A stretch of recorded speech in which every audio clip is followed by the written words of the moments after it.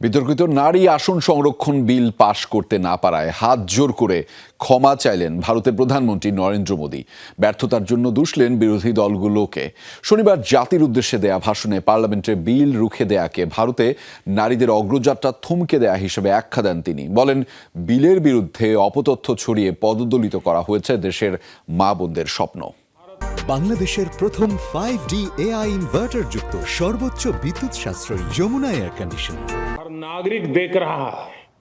শনিবার ভারতীয় সময় রাত 8:30 জাতির উদ্দেশ্যে ভাষণ দেন প্রধানমন্ত্রী নরেন্দ্র মোদী। কথা বলেন আলোচিত সীমানা পুনর্নির্ধারণ ও নারী আসন সংরক্ষণ বিল ইস্যুতে। नारी शक्ति वंदन अधिनियम में বক্তব্যের শুরুতেই পার্লামেন্টে বিল পাশ করাতে না পারার ব্যর্থতা স্বীকার করে নেন মোদী।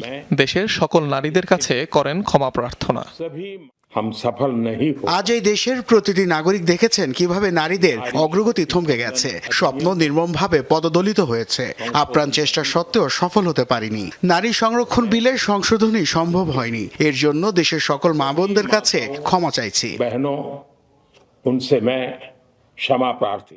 কংগ্রেস, টিএমসি, ডিএমকে ও সমাজবাদী পার্টির মতো বিরোধী দলগুলো স্বার্থভিত্তিক রাজনীতি করছে বলে অভিযোগ তোলেন প্রধানমন্ত্রী মোদী।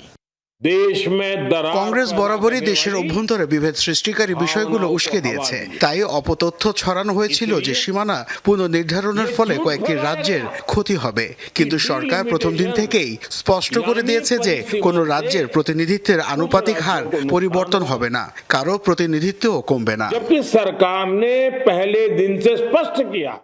এদিকে পশ্চিমবঙ্গের এক নির্বাচনী জনসভায় কংগ্রেস ও তৃণমূল কংগ্রেসের বিরুদ্ধে এক হয়ে ষড়যন্ত্র চালানোর অভিযোগ করেন নরেন্দ্র মোদী। अब टीएमसी को सजा देनी है। अब टीएमसी को बड़ी শুক্রবার লোকসভায় বিজেপির উত্থাপিত বিলগুলো খারিজ হয় বিরোধী দলগুলো নজিরবিহীন ঐক্যের কাছে।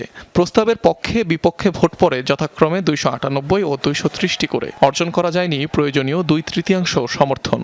कि कम से कम 2/3 অনিক রহমান, যমুনা নিউজ।